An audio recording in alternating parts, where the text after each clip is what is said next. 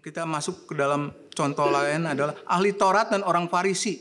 Mari kita lihat dari Matius 23 ayat 5 sampai 12 ya. Mungkin dari kertas sudah ada. Ayat 5, semua ini celah Tuhan ya. Mencela dari orang Taurat dan orang Farisi. Ayat 5, semua pekerjaan yang mereka lakukan hanya dimaksud supaya dilihat orang. Ya. Katanya berdoa di pinggiran jalan. Kita juga ada ya kebaktian doa itu. Lalu doa ditunjuk orang yang berdoa kelamaan teuing tuh orang doanya pamer gitu ya. Terus kita nggak pakai lagi gitu ya. Semua pekerjaannya dilihat orang supaya mereka tali sembahyang yang lebar dan jubah yang panjang. Ayat 6, mereka suka duduk di tempat terhormat. Ya ini tokoh-tokoh agama ini. Boleh diterapkan di kita juga gitu. Begitu ya. Tokoh orang Farisi dan ahli Taurat duduk di tempat terhormat dalam perjamuan dan di tempat-tempat rumah ibadat.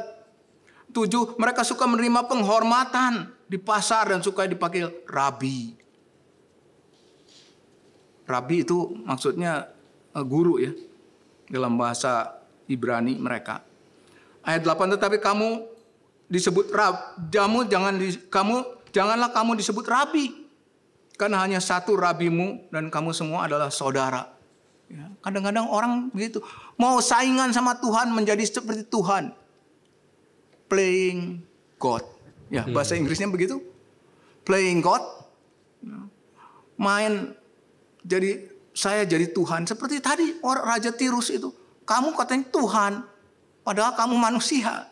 Manusia seringkali gitu. Gila hormat sampai dia ingin jadikan dirinya seperti Tuhan yang berkuasa dan memerintah orang-orang. Matius 23 ayat 9. Dan jangan kamu menyebut Bapa di bumi ini karena hanya satu Bapamu, yaitu Dia yang di sorga. Gimana ini? Nggak boleh ada guru katanya. Maksudnya adalah jangan jadi saingan Tuhan Yesus yang menjadi guru kita. Jangan jadi saingan Bapa dengan Bapa Allah. Bapa. Kita mau disebut jadi Bapa seperti Allah. Jangan. Jangan kamu pula disebut pemimpin. Karena hanya satu pemimpin yaitu Mesias. Di Nabi Yesaya ada nubuatan Nabi Yesaya juga mengatakan semua orang nanti akan direndahkan. Hanya ada satu yang ditinggikan, dipuja, hanya Tuhan sendiri. Ya. Ayat 11, barang siapa terbesar di antara kamu, nah ini, ya, hendaklah menjadi pelayanmu. Kata siapa ini? Kata Tuhan Yesus, guru kita. Ya, guru kita ini yang mengajarkan orang-orang Kristen, dan orang Kristen pun harus menjadi apa? Menjadi pelayan. Kalau yang terbesar pemimpin katanya jadi pelayan. Mungkin kita, masa saya harus jadi pelayan? Itu contohnya, ya. Ketika Tuhan Yesus membasuh kaki murid-murid, ketika Paus juga dia mencium kaki orang membasuh. Itu diulang-ulangi ritual itu ya, untuk menyatakan dia menyontoh Tuhan Yesus, rendah hati, melayani. Padahal dia kata Tuhan Yesus dalam Yohanes 13 dimulai ayat 12 sampai 15, Tuhan Yesus menanya, kamu menyebutkan aku guru dan Tuhan, benar. Tapi aku dan guru Tuhan membasuh kakimu. Saya bayangkan murid-murid betapa risihnya, betapa kagok canggungnya ya, ketika dilap, dibasuh oleh Tuhan Yesus, gurunya, Tuhannya. Mungkin pada waktu kejadian itu orang-orang nggak ada yang mau basuh gitu. Jadi Tuhan Yesus yang basuh. Ya, saya lanjutkan dulu. Dan barang siapa meninggikan diri, ia akan direndahkan. Barang siapa merendahkan diri, akan ditinggikan. Ini Tuhan. Yang terbesar di antara kamu, hendaklah menjadi pelayanmu. Nah ini nanti diulang ya.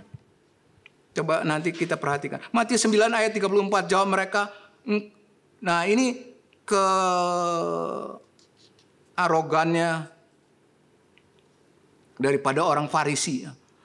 Ayat Matius 9 ayat 34 ini cerita tentang orang yang disembuhkan di kolam Siloam oleh Tuhan Yesus. Dan orang Farisi ini menekan terus orang yang disembuhkan ini. Terus orang yang disembuhkan ini mendengar, engkau mau jadi muridnya? Kamu muridnya dia kami ini murid Musa katanya. Terus ayat 34 ini ya, jawab mereka, engkau ini lahir sama sekali dalam dosa dan engkau hendak mengajar kami. Lalu mereka mengusir dia keluar.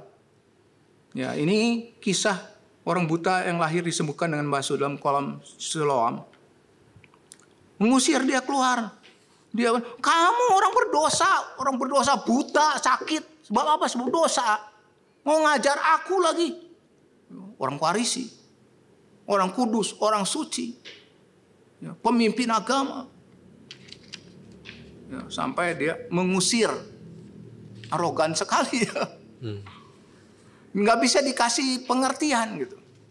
Nggak bisa dikasih, ya bahkan dia marah dan mengusir orang itu. Jadinya merendahkan yang lain ya Om ya? Ya, sebab dia merasa hebat, merasa tinggi. Merasa lebih suci ya? Lebih punya kelebihan.